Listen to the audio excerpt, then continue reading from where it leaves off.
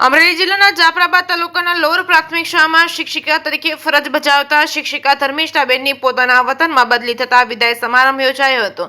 જાફરાબાદ તાલુકાના લોર પ્રાથમિક શાળામાં શિક્ષક તરીકે શાળામાં તારીખ 20/3/2021 થી આજ દિન સુધી તેમણે લોર પ્રાથમિક શાળામાં ફરજ બજાવી છે। ધર્મિષ્ઠાબેનનું મૂળ વતન ગીર સોમનાથ જિલ્લાના કોડીનાર ગામના વતની છે। લોર ગામમાં 3 વર્ષ અને 9 માસની નોકરી કરી પોતાના વતન ગીર સોમનાથ જિલ્લાના ગીરગઢડા તાલુકાની પાણખાણ પ્રાથમિક શાળામાં બદલી થતા તેમણે વિદાય કાર્યક્રમમાં લોર ગામના સરપંચ અશોકભાઈ, એસએમસીના સભ્ય શિક્ષક વિદ ડીડી વરુ તેમજ જોડવલી પ્રાથમિક શાળાના શિક્ષક અલ્પેશભાઈ બારડ, લોર પ્રાથમિક શાળાના મુખ્ય શિક્ષક એન.કે. લેવા, શાળા સ્ટાફ તથા વિદ્યાર્થીઓને ભીની આંખે વિદાય આપી હતી। લોર ગામના સરપંચ અશોકભાઈએ સાલ ઓઢાડી વિદાય આપી હતી। ડીડી વરુએ ભેટ આપી ધર્મિષ્ઠાબેનને વિદાય આપી હતી। શાળામાં 3 વર્ષ અને 9 મહિના નોકરી કરી તે શાળામાંથી વિદાય લીધી હોય ત્યારે ગામના લોકો અને શાળાના વિદ્યાર્થીઓના આંખમાં આંસુની ધારા વહી હતી।